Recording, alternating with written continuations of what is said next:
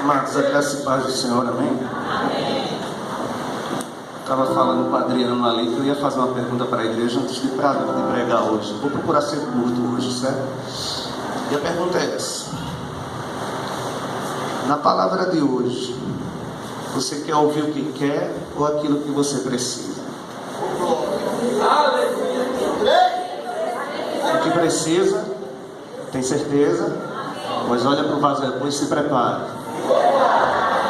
Juízes capítulo 18, versículo 7 e versículo 28 da palavra de Deus. Juízes capítulo 18. Juízes 18, versículo 7 e versículo de número 28. Veja se tem alguém sem Bíblia e mostra para ele onde que nós vamos ler.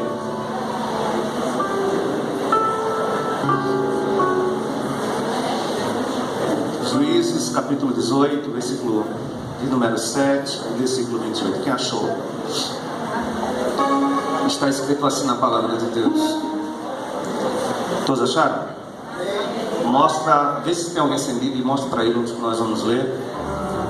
Você que fez o curso de homilética aí com a gente, caneta e papel na mão.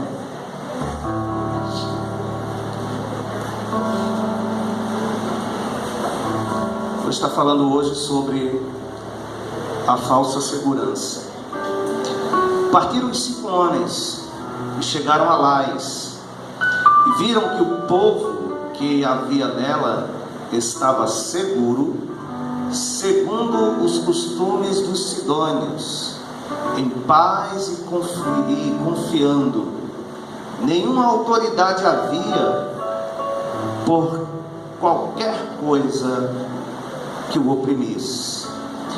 E também estavam longe dos sidônios, terra natal desse povo, e não tinham trato com nenhuma outra gente.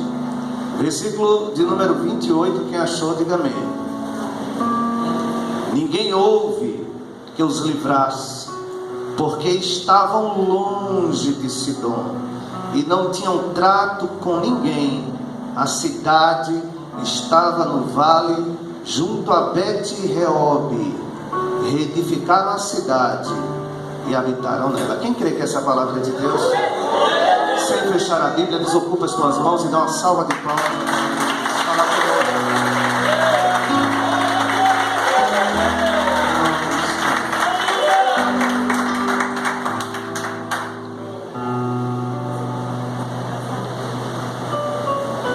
A Bíblia diz que esses sidônios, eles habitavam em sua terra, e por algum motivo eles saíram da terra deles. Foram para um lugar, edificaram uma cidade, colocaram o nome dessa cidade de Lais, e não se sabe muito bem qual foi o motivo deles terem saído, deles terem deixado a sua terra natal. Pode ser que eles tenham saído por busca de melhores coisas, terras melhores, um lugar melhor. E no texto que a gente leu, se você estiver com a Bíblia aberta, nós somos informados no versículo 7 que eles saíram do meio do povo deles. Estavam no meio do povo e saíram. E o texto continua nos informando no versículo 7 que eles estavam longe da sua gente, estavam muito distantes daqueles que eram do seu povo. A Bíblia continua nos informando, pelo versículo de número 7, que eles estavam totalmente despreocupados. Eles estavam, conforme diz o começo do versículo 7, na segunda linha na Bíblia que eu tenho, diz que eles estavam seguros, estavam na cidade e se sentiam totalmente seguros. Eles estavam em paz, eles estavam confiando. Essa cidade poderia se dizer que era uma cidade de boa vizinhança, porque eles não precisaram colocar autoridades sobre essas cidades. Não havia juízes sobre essa cidade. A cidade aparentemente era uma cidade de paz, era uma cidade tranquila, era uma cidade que o povo confiava, se sentia seguro. Não fizeram armas para a batalha, não se prepararam para a batalha. Nessa colônia de sidônios não havia exército, não havia lança, não havia espada, não havia escudo, não havia preparação militar. Eles se sentiam extremamente seguros aqui nesse lugar. Eles gozavam de uma paz perene, segundo a mente deles. Nós somos informados, irmãos, que eles estavam em paz e confiança, ou seja, eles estavam despreocupados. Não havia nada que os perturbasse. Não era um povo de guerra, não arranjavam briga com ninguém. Mas a Bíblia também nos dá a entender que eles não se preocupavam muito com a sua espiritualidade. A Bíblia nos informa por esse texto que eles não tinham trato com nenhum outro agente. Está no versículo de número 7, finalzinho do versículo. Eles não tinham trato com nenhum outro agente. Eles não vendiam mercadoria para ninguém, não compravam mercadoria de ninguém, não tinha associação com nenhuma outra nação. Eles estavam isolados no mundinho deles, totalmente isolados, distantes, vivendo do ponto de vista daquele que observa, vivendo uma vida pacífica, uma vida no mínimo segura, uma vida que aos olhos dele estava perfeitamente bem. E há, irmãos, um perigo enorme quando nós estamos nos sentindo perfeitamente bem. Há um perigo muito grande, irmãos, e o cristão é de estranhar, quando nada de lutas e de tribulações e de algumas coisas não acontecem na vida dele. Você pergunta e diz: como é que está a sua vida? Ele diz: está perfeitamente bem. Não tem luta, não tem prova, ninguém se levanta contra mim. Ele deve estar preocupado, porque alguma coisa deve estar errada na vida de uma pessoa dessa. Porque o cristão, ele não vive num oásis. O cristão não vive numa Disneylândia espiritual. O cristão, irmão, ele vive num campo de batalha. Louvado seja Deus. O cristão, irmão, ele vive em um lugar minado. Ele vive num lugar onde a guerra contra um inimigo que é invisível, é constante, é perene. O inimigo não descansa, não tira folga, não tira férias. Ele não para, está todo dia tentando tragar aquele que diz que professa a fé no Senhor Jesus. Por isso, disse no início dessa mensagem, que eu estaria falando sobre a falsa segurança. Porque é possível que, semelhantemente ao ímpio, porque o ímpio tem uma segurança que é falsa, pode acontecer que um cristão, ele se apoie também numa falsa segurança. Ele abre a boca e pensa: está tudo bem, está tudo legal, está tudo em paz, eu estou despreocupado. Mas ele não tinha em mente, como esse povo aqui também não tinha, que já estavam arquitetando algo, que estavam levantando algo, que estavam espiando. Porque diz a Bíblia, veja só o que diz aí o versículo de número 7. Versículo de número 7. No começo do versículo ele diz assim: partiram 5 homens. Esses homens eram espias. Esses homens eram espias e vieram ver como é que era a terra. Eles vieram ver como é que estava a terra daquele povo. Eles eram espias. Eles não sabiam, o povo daquela cidade, eles não sabiam o que estava sendo arquitetado para eles.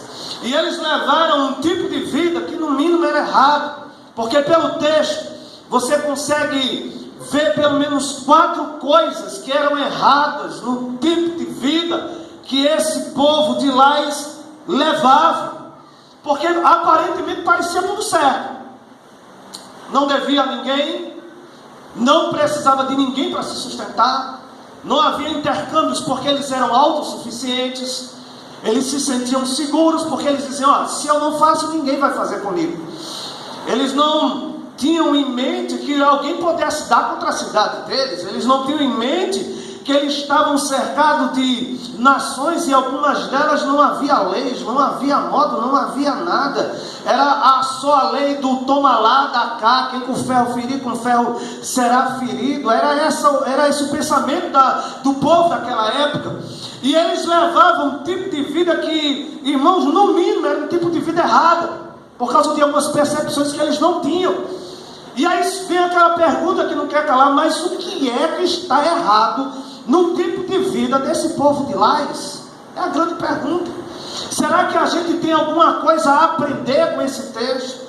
Para que a gente não siga os caminhos, para que a gente não siga as pisadas, para que a gente não siga os pensamentos? É claro que tem ensinamento. Eu sugiro, irmãos, pelo menos umas 4 respostas a essa pergunta sobre o que tem de errado na vida desse pessoal que se sentia tão seguro. A primeira resposta, eu quero que você diga comigo bem alto, a primeira resposta, bem alto, a primeira resposta é essa: eles levavam um tipo de vida essencialmente egoísta. Eles não queriam conversa com ninguém, eles não queriam associação com ninguém. Eles saíram do meio do povo deles e foram para outra terra. Eles saíram do meio do povo de Sidom e se distanciaram daquele povo. Eles foram viver um tipo de vida que os agradasse, um tipo de vida que não levava a ele a se preocupar com o outro, se preocupar com o seu semelhante. E, meus amados irmãos, tão ruim como um egoísmo que ele chega a ser um egoísmo agressivo, como um egoísmo nazista, tão ruim como esse tipo de egoísmo agressivo é aquele egoísmo passivo, que é o egoísmo que se revela na falta de interesse naquilo que é bom, que é justo, que é verdadeiro e que ajuda o próximo. Quando as pessoas, irmãos, elas se sentem o centro do universo, quando elas se sentem o dono da cocada preta, quando eles sentem que o mundo parece que gira em torno deles e tem que girar em torno dele, um sentimento egoísta vai crescendo dentro deles, e frases começam a surgir, porque a Bíblia diz que a boca fala do que o coração está cheio. E ele vai começar a dizer: eu não preciso de ninguém, eu não preciso do irmão fulano, eu não preciso da irmã fulana, eu não preciso do meu povo. E isso até, irmão, é um sintoma de alguém que está se desviando do caminho, se desviando da verdade. Acha que é autossuficiente, acha que pode caminhar sozinho. Você vê uma pessoa que ela é passivamente egoísta nessa frase que eu vou dizer: quem precisa da igreja? Eu não preciso estar na igreja para ter vida com Deus. É Satanás enganando, é Satanás mentindo, é Satanás soltando seus dardos infelizes para que a pessoa se distancie, para que fique distante do seu povo, para que fique distante da sua terra. Mas nessa noite Deus vai dar um brado de glória para tirar o egoísmo do coração dos servos. Se tu crê nisso aí, levanta a mão, dá um brado de glória e receba dessa unção que arranca o egoísmo da alma. Meus amados irmãos, nós somos chamados para viver uma vida, irmãos, que foge do egoísmo. Uma vida que procura, irmãos, ao invés de simplesmente se distanciar, a gente precisa viver uma vida de quem se aproxima. Não como aquela irmã, aquele irmão que rotula todo mundo. Pecado terrível. Eu não vou com a cara de fulano por causa disso. Eu não vou com a cara de ciclano por causa disso. Eu não vou. Imagina se Deus fosse nos receber de acordo com a nossa cara, irmão. Semelhante àquela criança que perguntou: mamãe, por que a senhora está penteando o cabelo? Para ficar bonita, meu filho. Então não mudou nada. Sincero não, moléstia. E a gente, irmãos, vive esse tipo de vida que não produz. Tipo de vida que chega a se parecer com aquilo que está escrito no livro de Judas. Ele fala que os egoístas são nuvens sem água. Toca no vazio, nuvens sem água. Você reconhece esse tipo de pessoa porque ele não tem nada para dar. Não acrescenta nada. Nem a vida de quem está perto, nem a vida da igreja. Não acrescenta nada à vida de quem está perto, dos seus vizinhos, amigos, colegas. Não acrescenta nada à igreja. É nuvem sem água. Não gera vida. Não doa. Não molha a terra sedenta. Não serve para nada. Não produz manancial. São pessoas secas. Secas porque são egoístas. Secas porque são mais parecidas com o mar morto do que com o grande mar da Galileia. A diferença de um e de outro é que o mar morto ele só recebe, mas ele não doa água. Por isso as águas do mar morto se tornam salinas e de maneira que se torna impossível haver vida naquele mar, por causa daquela água que é muito salgada e não dá para viver. Não é como o mar morto que recebe água e doa água. A chamada, irmãos, não é para viver uma vida essencialmente egoísta, como o povo aqui de Lais era. Saíram da sua terra e o motivo era só um: egoísmo. Queriam se distanciar dos seus, o motivo era só um: era egoísmo. Só pensavam neles, só olhavam para eles, só viam a eles, só olhavam as coisas dele. Mas a chamada do Evangelho é para viver outro tipo de vida. A chamada do Evangelho é para existir de outra forma. O próprio Senhor Jesus, em Mateus capítulo 6, versículo de número 33, ele ensina qual é o projeto de vida que ele tem para os seus servos. Ele chega para os seus discípulos e aquela multidão que o escutava durante o Sermão do Monte, isso aqui faz parte do Sermão do Monte. Ele abre a boca e diz: olha, buscai em primeiro lugar o reino de Deus e a sua justiça, e essas demais coisas vos serão acrescentadas. Ele estava falando que o cerne de uma vida que gera vida, que derrama água, que é frutífera, ela não é baseada em si, ela não é egoísta, ela tem uma visão, ela olha para cima, ela olha para o alto, olha para o reino, olha para a justiça e tenta fazer aquilo que Deus ordena fazer na terra. Quem crê nisso aí, levanta a mão e diga glória ao nome do Senhor.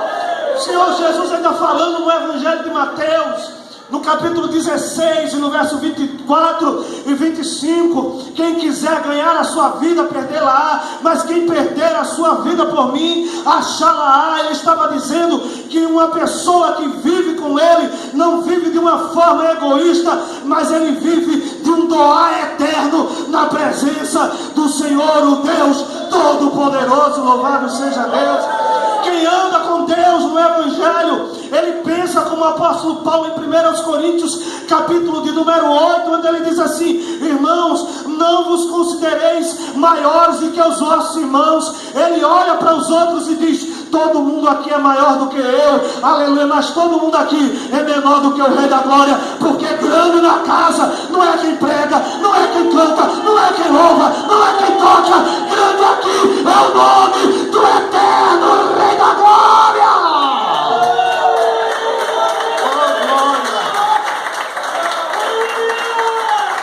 Uma vez, o pastor Hernandes Dias Lopes, ele disse assim: na igreja de Cristo não há espaço para as estrelas, porque estrela só aparece enquanto o sol não nasce. Porque quando o sol da justiça, que é o Senhor Jesus a Cristo, aparece no meio da igreja, todo mundo desaparece, e quem aparece é Ele no meio do Senhor. Irmãos, será que alguns de nós não temos agido como esses colonizadores, sendo essencialmente egoístas, só olhando para a gente, sem visão para o reino, sem visão para fora? Será que, irmãos, nós temos sido como nuvens sem água? Será que a gente não está produzindo nada, fazendo nada para Cristo? Nós estamos como aqueles cristãos SSS, salvo, sentado e satisfeito? Será que a gente, irmãos, tem vivido esse tipo de vida cristã que não produz nada? Meu Deus! Que não opera nada? A chamada, irmãos, não é para viver como esse povo que era centrado em si, egoísta. A chamada para o cristão é para que ele possa se doar. Sabe, irmãos, uma das minhas orações aqui nessa noite é que Deus toque no coração de toda a comunidade. E toda a comunidade hoje diga assim: meu coração será um coração de um doador. Eu me dou à obra, eu me dou a Cristo, eu me dou ao Senhor, aleluia. Porque era necessariamente isso que fez com que esse povo de Lais tivesse uma falsa segurança. Eles eram egoístas demais. E aquela pessoa que é egoísta, ele está pisando em areia movediça, ele está pisando em um chão que não vai sustentar o peso dele. Por isso nós somos chamados, irmãos, para sermos dispenseiros dos mistérios de Deus. Não importa, porque a gente às vezes pensa: não, mas Deus vai usar os teólogos, Deus vai usar os pastores, Deus vai usar os pregadores, Deus vai usar aqueles que têm muito conhecimento. Irmãos, eu boto uma vírgula aí: Deus vai usar aquele que estiver disponível para Ele usar. Para Deus não importa o teu nível educacional, se tem as bases da educação, se tem um doutorado, se tem uma universidade, um mestrado. O que importa é o que Deus pode fazer através de você. Porque Deus usa cada um de acordo com o que Ele tem, irmãos. Usava Pedro, que era indouto segundo as Sagradas Escrituras. Não significa que ele não sabia ler, ele sabia ler sim, ele apenas não era doutor. E Deus usou de acordo com o que ele tinha, e ele fez a obra de Deus. Deus usou o apóstolo Paulo, um homem que, segundo muitos escritores, falava mais de 9 idiomas, responsável por mais ou menos metade do Novo Testamento. Um homem que era plantador de igreja, teólogo, pastor, missionário, discipulador, homem usado por Deus. Deus usa de acordo com aquilo que você estiver disponível para dar para Ele nessa noite. Deus está chamando, irmão, nos chamando como igreja, como povo, para, irmãos, sermos doadores de vida.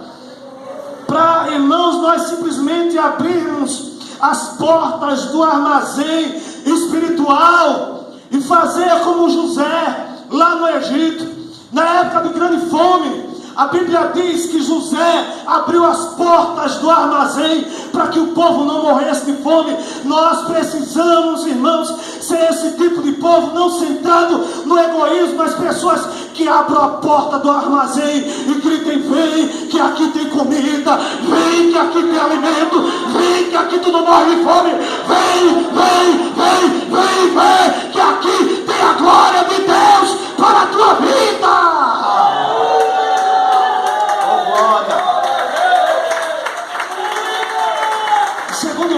Irmãos, o que havia de errado na vida daquele pessoal? Eles eram egoístas, mas não somente isso.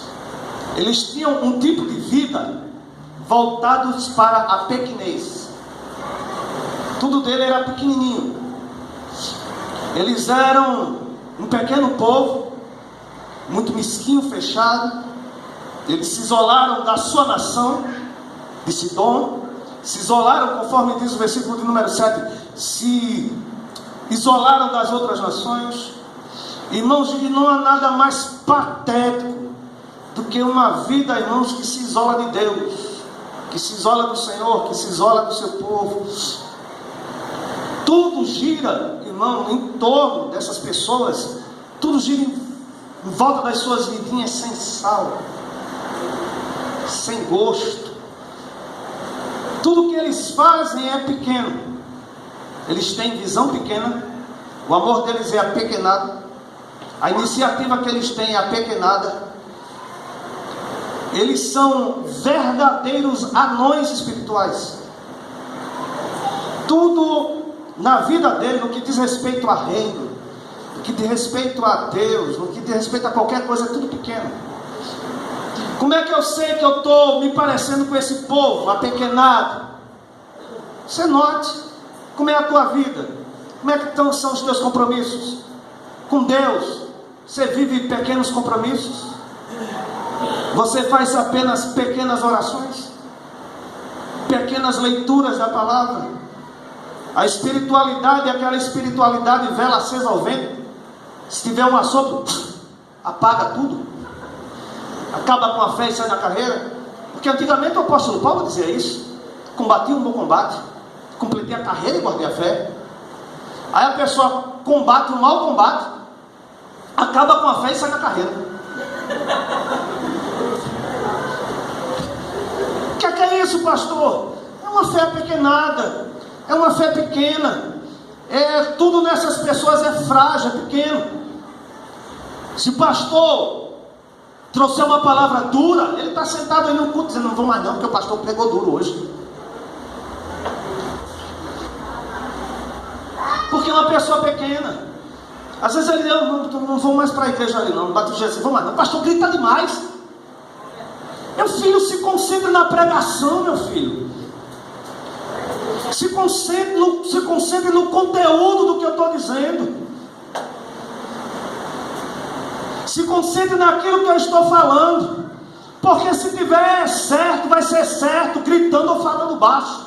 Se tiver errado, vai ser errado gritando ou falando baixo. O importante é o conteúdo que está saindo.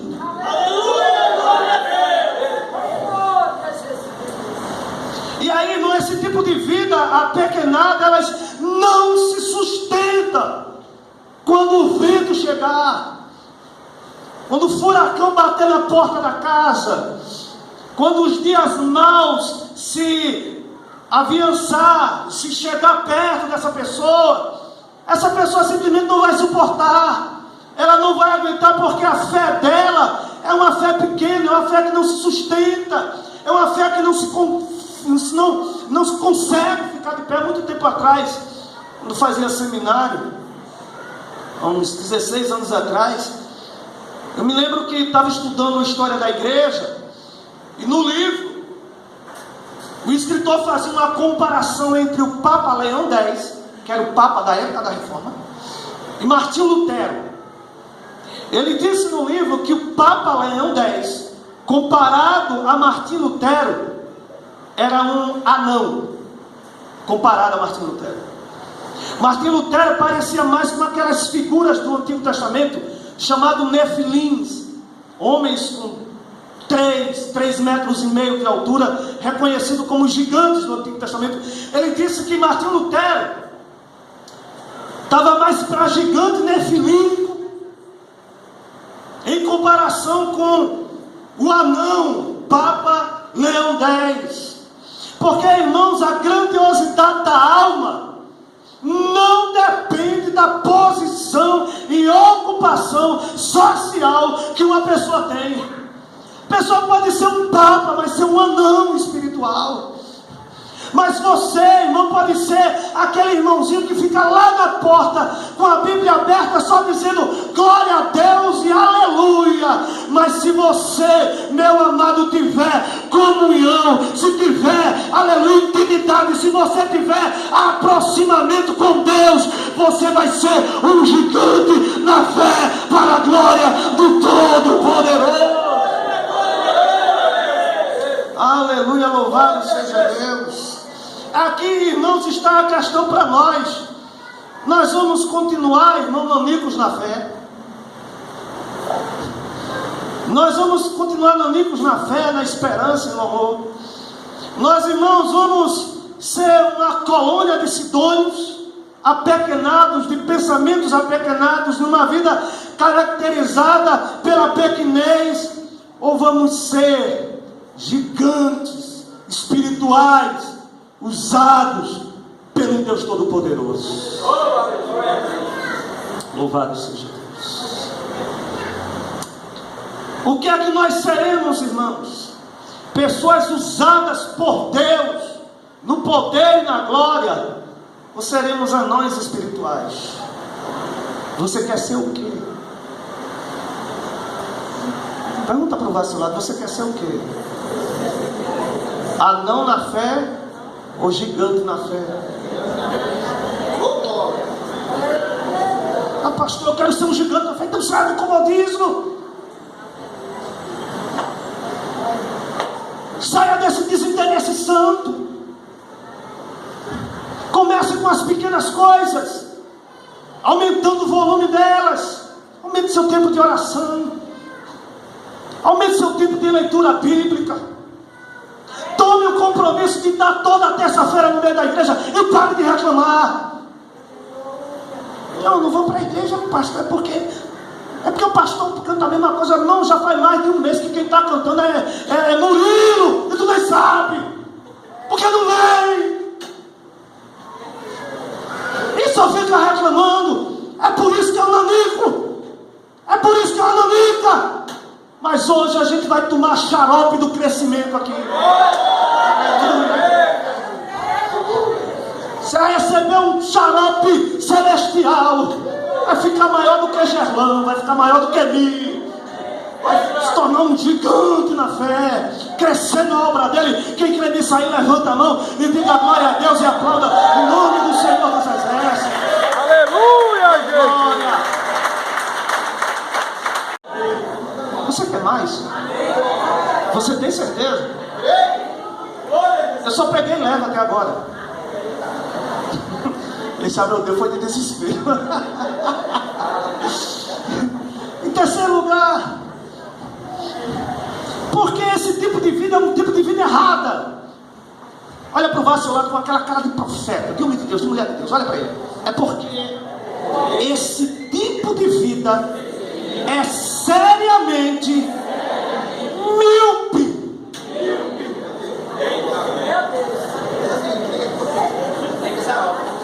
Nem usando óculos ajuda.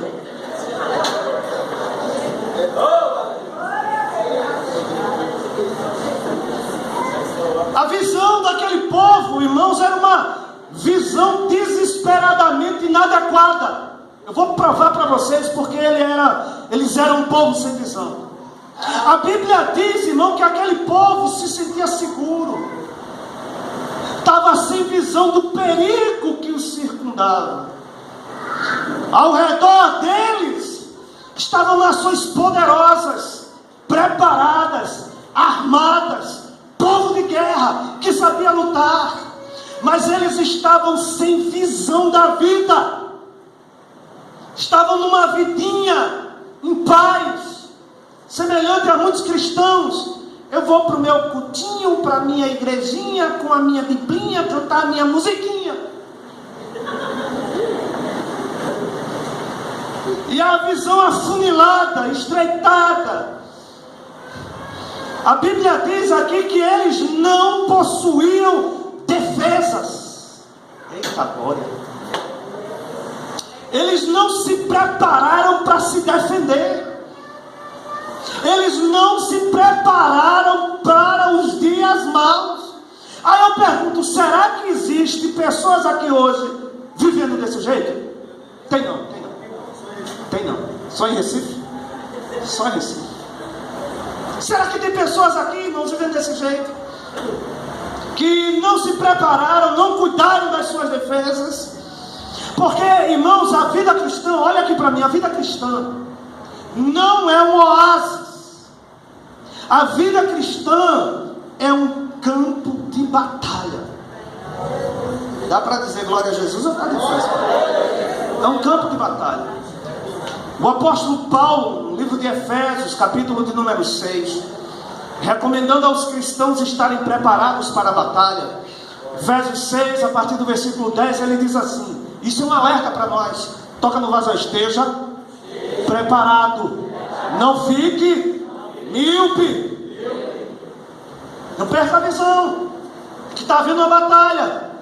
Quanto ao mais, irmãos, sede fortalecidos no Senhor e na força do seu poder, revestivos de toda a armadura de Deus, para poderdes ficar firmes contra as ciladas do diabo, porque a nossa luta não é contra esse irmão que está sentado do teu lado, não é com essa irmã que está sentada do teu lado. A nossa luta não é contra a carne, não é contra o sangue, e sim contra os principados e potestades, contra os dominadores desse mundo tenebroso, contra as forças espirituais do mal nas regiões celestes. Portanto, irmãos, tomem a armadura de Deus, para que possam resistir os dias maus e depois de terem vencido, permanecerdes inabaláveis. Você permanecer inabalável na guerra, quem quer, levanta a mão. Quer ganhar a batalha, levanta a mão. Quer vencer o diabo, o mundo, o pecado, levanta a mão. Quer vencer as hostes infernais, levanta a mão e dá glória a Deus aí. Olha o recado de Deus. Olha o que Deus diz. Toma posse da armadura de Deus. Toma, meu filho, hoje. Toca no vaso, toma hoje a armadura de Deus, aleluia. Aí o que ele diz? Cingivos da verdade, vestidos da couraça da justiça, calçai nos pés a preparação do evangelho da paz, abraçando sempre o escudo da fé, a espada do Espírito, com os quais podeis apagar todos os dados inflamados do inimigo, e tomar o capacete da salvação, que é a palavra de Deus. Ele está dizendo: se arme, se prepare, fique atento. O inimigo, ele vai se levantar, o inimigo vai querer te destruir, mas você vai estar protegido pela armadura que Deus providenciou para a sua vida.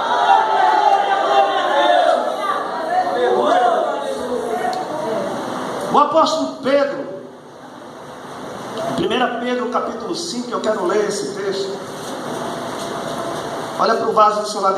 O nosso inimigo não tira férias, não descansa, não para, age todo dia. 1 Pedro capítulo 5, versículo 8, a Bíblia diz assim: quem achou? Sede sóbrios e vigilantes. Sede o quê? Sóbrios e vigilantes. Não como aquela pessoa que já está dormindo no culto. É incrível você conseguir dormir com os gritos que eu dou desse. Está acordado, Laura? Sede sóbrios e vigilantes. O diabo, vosso adversário, anda em derredor como um leão que ruge, procurando a quem devorar. Misericórdia de Deus. Veja que a Bíblia diz que ele está ao nosso derredor, porque a Bíblia também diz lá no livro de Salmos que ao nosso redor está o anjo do Senhor. O anjo do Senhor acampa-se ao redor daquele que o teme e os livra. De maneira, irmãos, que nós precisamos, irmãos, estar atentos.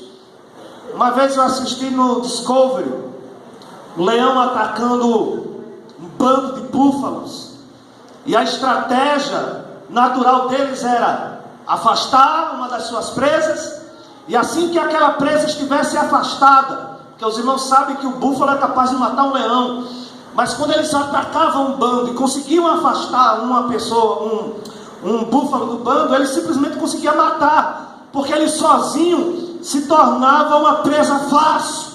Ele sozinho se tornava uma presa verdadeiramente destrutiva. E não é assim que o inimigo opera, irmãos. Não é assim que o inimigo opera, causando miopia em alguns irmãos, afastando, tirando, arrancando, procurando destruir a fé. E você, irmão, não percebe que você se afastar, isso é de uma procedência maligna. Você ficou míope, você ficou doido.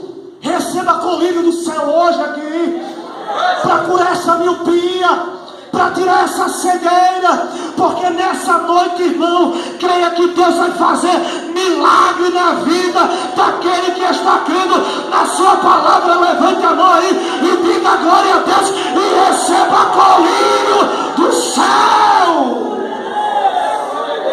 Aleluia! Oh glória! A miopia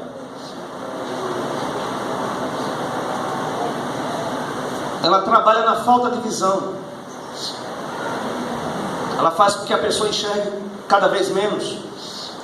A miopia espiritual funciona do mesmo jeito. A pessoa que está com miopia espiritual, ela não está conseguindo ver. Irmãos, nós não podemos perder a visão de que nós estamos aqui para lutar pelo Evangelho.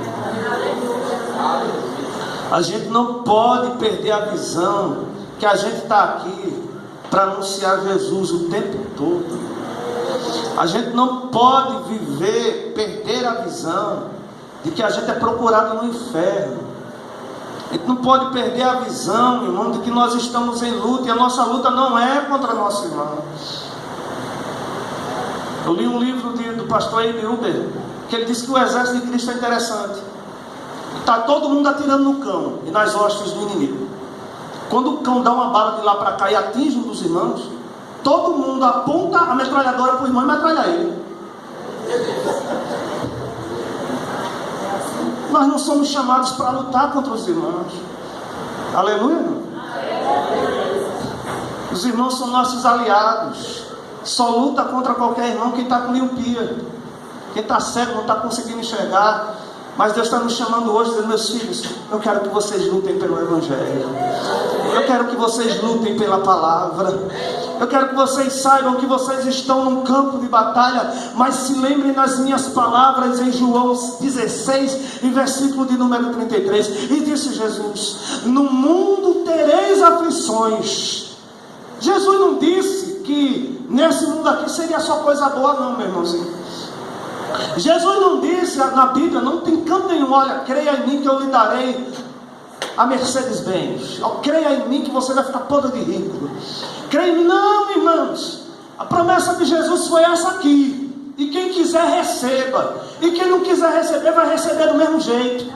No mundo tereis aflições, mas tenha bom ânimo, eu venci o mundo. Aleluia. Isso é nossa alegria, porque nós sabemos que Ele já venceu.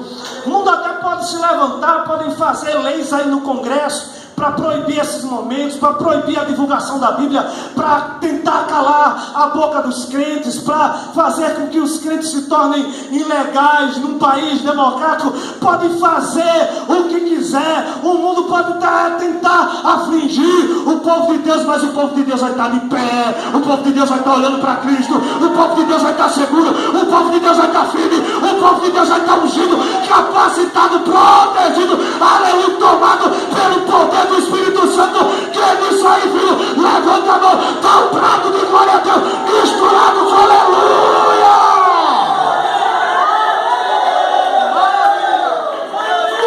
Aleluia!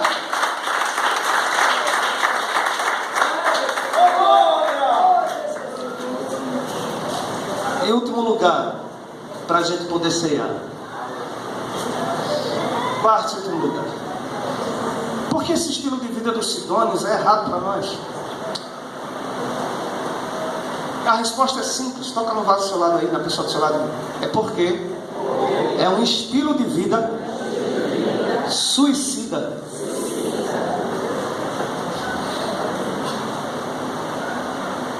Às vezes, irmão, eu encontro cristãos kamikaze.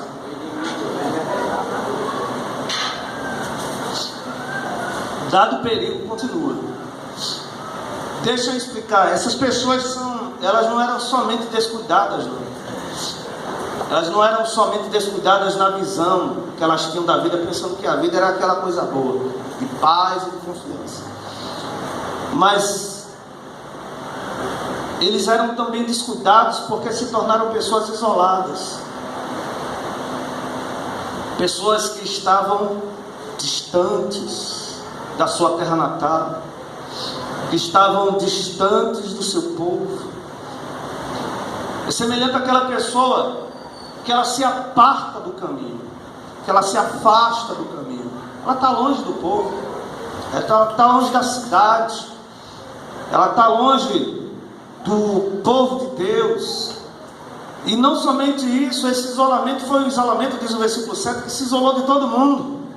Achava que a vida era maravilhosa demais, mas quando um poderoso exército deu contra ela, a destruiu e a conquistou. Eles não tinham quem os defendesse, não tinha quem ouvisse o clamor deles, porque eles estavam só. É por causa disso que eles simplesmente sucumbiram diante dessa guerra que está descrita no versículo de número 28. Que se você olhar aqui em Juízes 18 e 28, A Bíblia vai dizer assim: não houve quem os livrasse. Por quê, pastor? Porque estavam sós, porque estavam isolados, porque estavam distantes do seu povo, porque quiseram viver distante do seu povo, porque não estavam mais andando com o seu povo. E é um grande perigo quando as pessoas começam a se isolar. Ela começa a ser um alvo fácil para o diabo e para as suas hostes infernais. E assim, irmãos, é uma vida longe de Deus e do povo de Deus. Na hora da maior necessidade não vai ter quem ajude, não vai ter quem estenda a mão.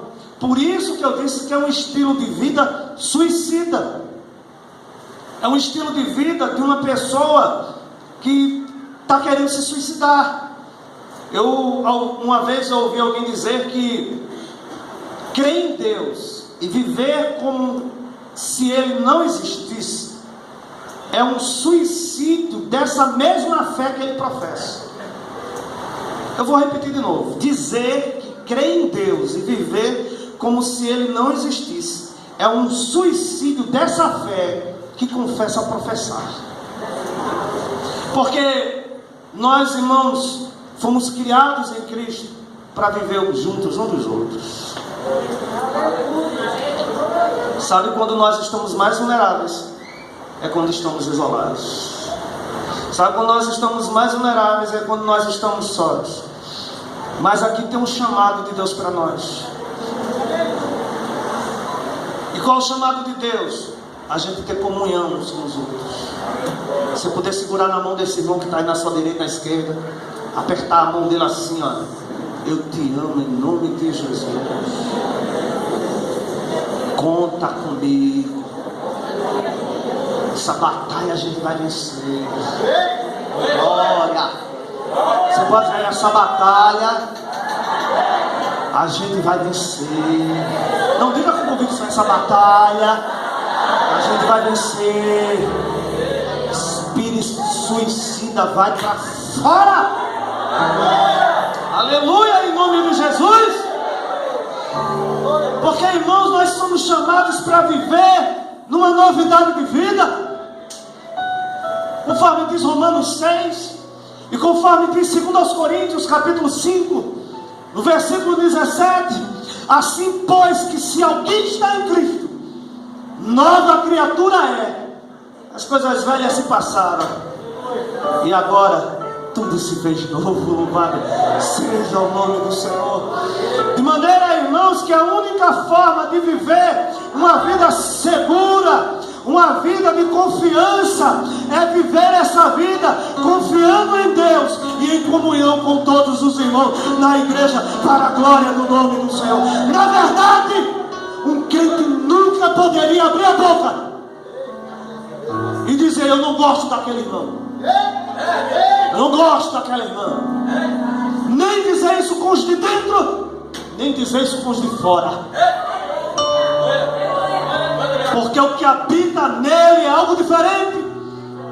O que habita nele não é o espírito do mundo, que julga as pessoas de acordo com o que ele tem e de acordo com a aparência. O que tem dentro dele é o amor que excede todo entendimento.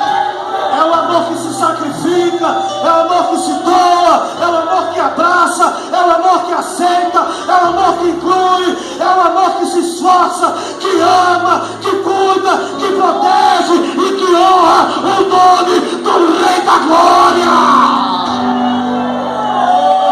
Aleluia!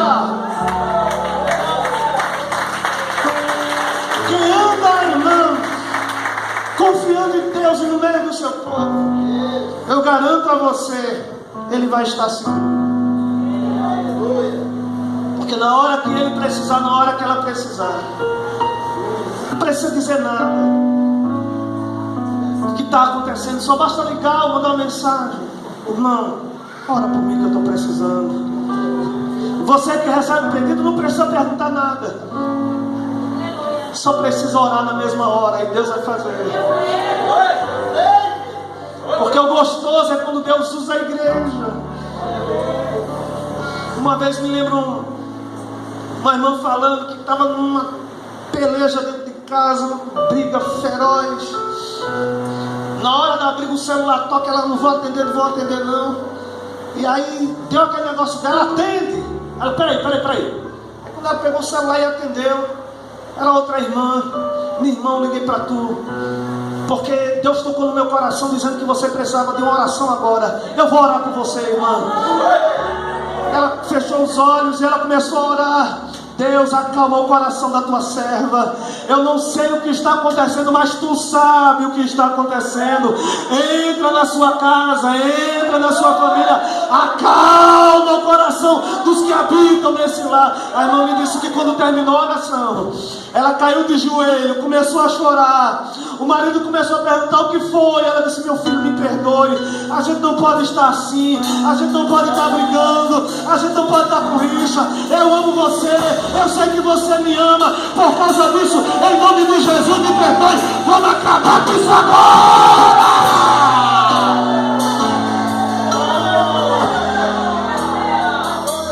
Sabe o que é, irmão? Na hora da tua maior necessidade, você não tem um espírito suicida, mas um espírito de vida que vem de Cristo Jesus, habita em você.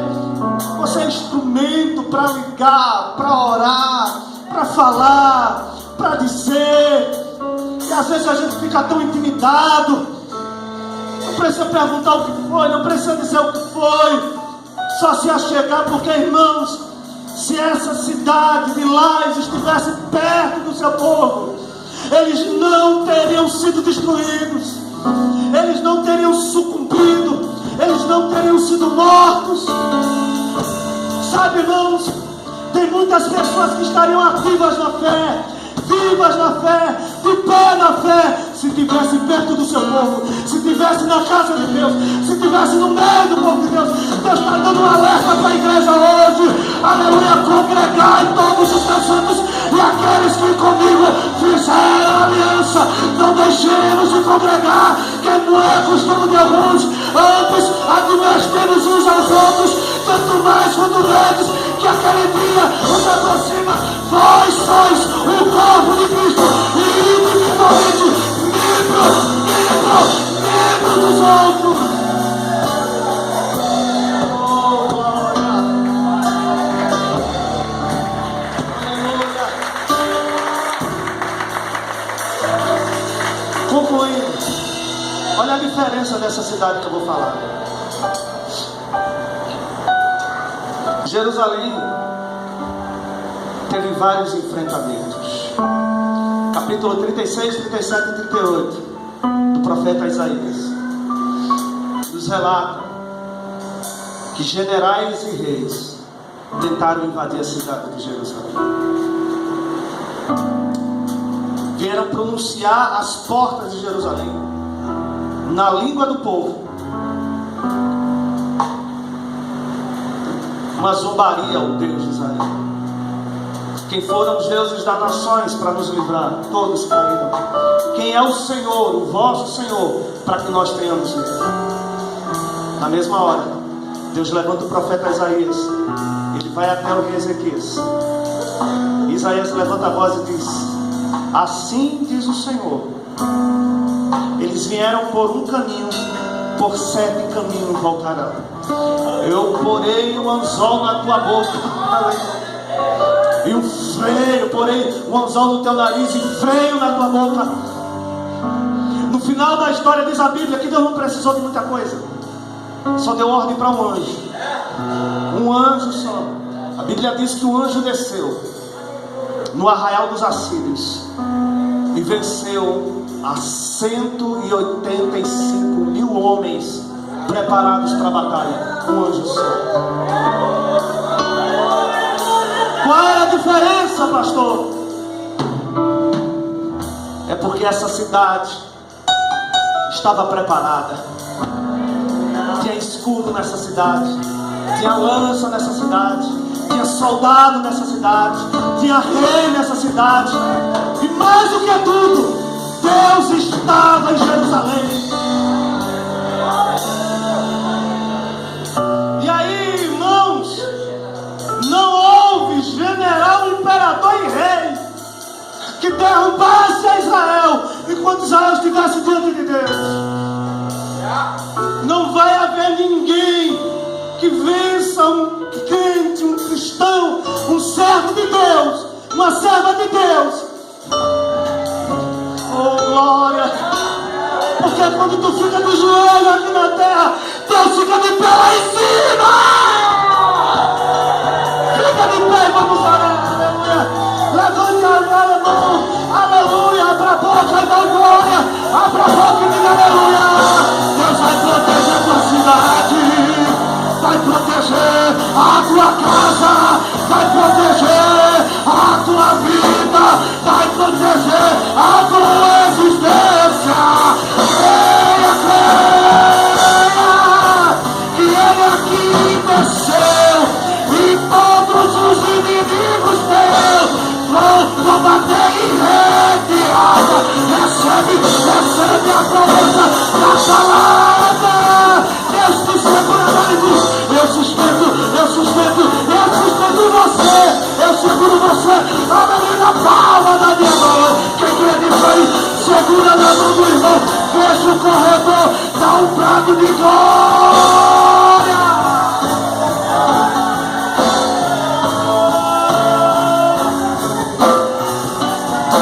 Se você adorar, se você me glorificar, vou ficar de pé.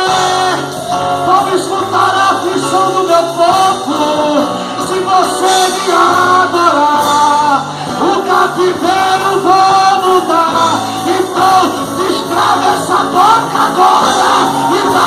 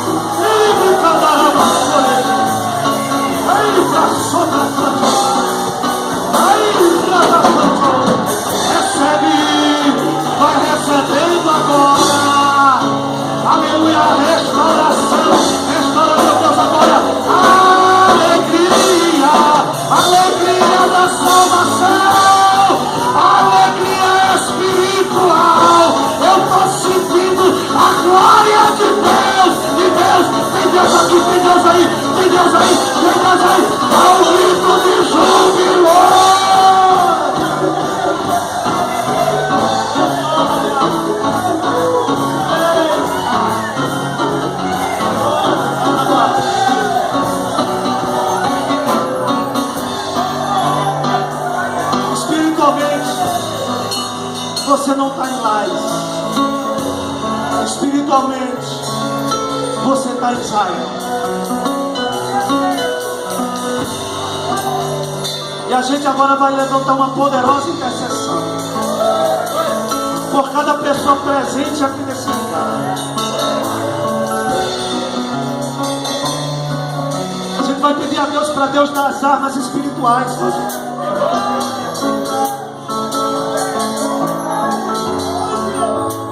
Deus revestir, para Deus renovar. Se você chegou apagado, Deus vai acender. Se você chegou precisando de cura, Jesus vai curar você. Se você está precisando aquecer seu coração, porque vem de um período muito grande de frieza, Deus vai criar a frieza do seu coração. Eu quero pedir neste momento que a igreja comece a levantar um clamor por essa pessoa que está do seu lado aí. Levanta o teu clamor nessa terra.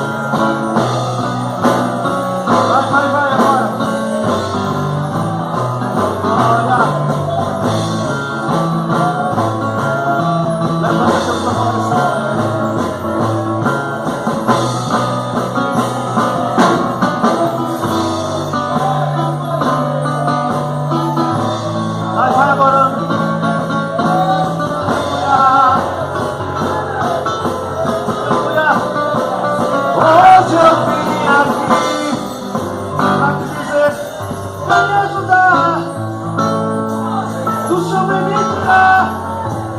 Oh, aleluia, meu Deus. Vem, meu Deus. Vem me ajudar. Ai, Senhor.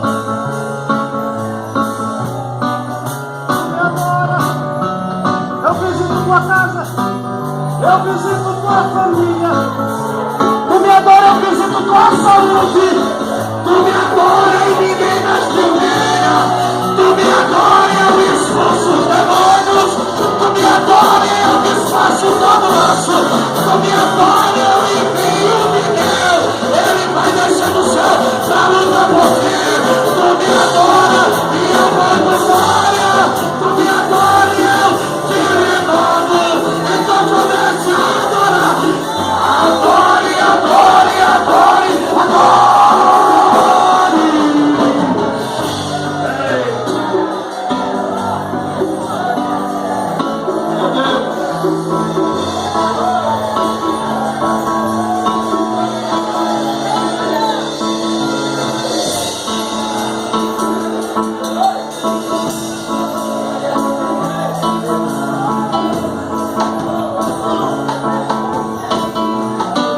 Coloca as suas mãos na frente.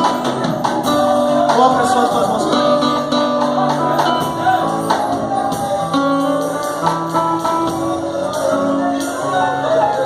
Senhor,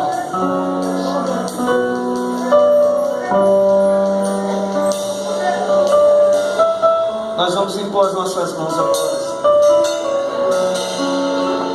Sobre quem nós impusemos as nossas mãos, nós pedimos ao Senhor: abençoe, meu Deus. Tire do cativeiro, livre das perseguições, e não permita que venha a ruína como veio a cidade de Lares, mas que tu dê livramento como desce a Jerusalém. Que cada pessoa que for receber a imposição de mãos, que seja um ato de fé e de graça. Que o Senhor abençoe, que o Senhor derrame graça, que o Senhor derrame misericórdia. Põe as mãos sobre alguém aí, abençoe, sai do teu lugar. Deus abençoe. Põe as mãos, sai do teu lugar. Deus te abençoe. Deus te abençoe.